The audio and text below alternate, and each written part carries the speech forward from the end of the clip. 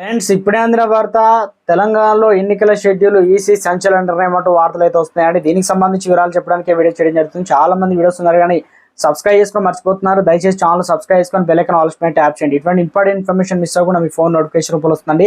చాలా మంది మీరు చూస్తున్నారు కానీ లైక్ చేయడం లేదండి. దయచేసి లైక్ చేయండి, ఇన్ఫర్మేషన్ అందరికీ కూడా తెలుస్తుంది.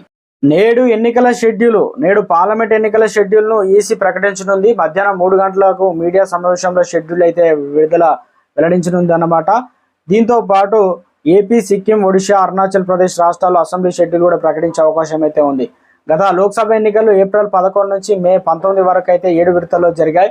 ఫలితాలు మే 23న వెలువడ్డాయి. కాగా షెడ్యూల్ ప్రకటన తర్వాత ఎన్నికల కోడ్ అయితే రానుంది.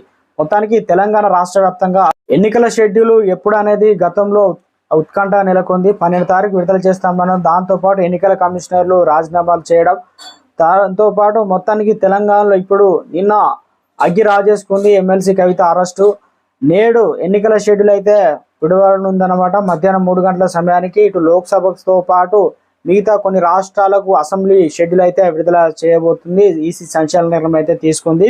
షెడ్యూల్ ఎప్పుడెప్పుడు వస్తుందని ఎదురు చూస్తున్న వారందరికీ గుడ్ న్యూస్ అయితే అందించింది, తెరపడింది మొత్తానికైతే.